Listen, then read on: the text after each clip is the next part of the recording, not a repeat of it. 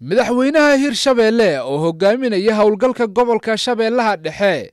ee looga xoreynayo kooxda Al-Shabaab ayaa markii ugu horeysay shaaciyay in ay qorsheynayaan qabsashada saldhigga ugu weyn ee Al-Shabaab ee gobolkaasi. Madaxweyne Cali Gudlaawe ayaa sidoo kale sheegay in ay dhawaan isku furi doonaan furimaha dagaalka ee Shabeellaha Dhexe iyo Hiiraan si ay u qabsadaan degmada Aadan Yabaal oo ah saldhigga ugu weyn ee argagixisada ku leeyihiin gobolka.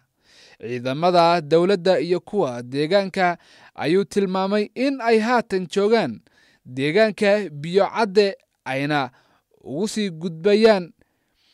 Miirtiqwa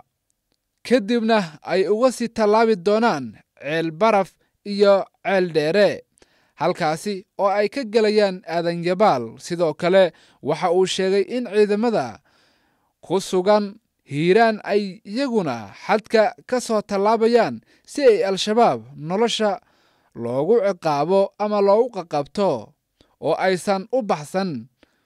isagoo xusay in ay gacanta ku hayaan xubno shabaab ah oo howlgallo lagu soo qabtay. Si kastaba ha ahaatee, degmada Aadan Yabaal ayaa xilligan ah saldhigga ugu weyn ee Al-Shabaab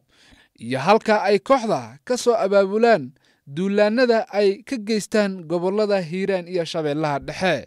Al-Shabaab ayaa hadda u muuqata mid gabaabsi ah isla markaana gabalkeedu sii dhacayo iyada oo loo midoobay dadka deegaanka iyo weliba ciidamada xoogagga dalka iyo sidoo kale ciidamada ATMIS ee ka howlgala gudaha Soomaaliya ay hal dhinac uga soo wada jeedsadeen isla markaana howlgallo waaweyn laga fulinayo gudaha gobolada dalka Soomaaliya. balse Al-Shabaab ayaan taniyo hal toddobaad in ku dhow aan wax hadal ka soo bixin isla markaana hadalladii afhayeenka ururkaasi Al-Shabaab ee Cali Dheere uu ka soo tuuri jiray meelo ka mid ah meelaha ay haystaan laga waayay maalmahani.